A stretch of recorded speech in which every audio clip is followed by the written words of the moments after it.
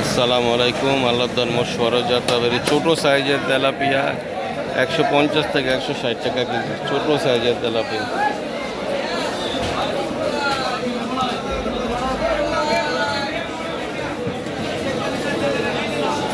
সরকার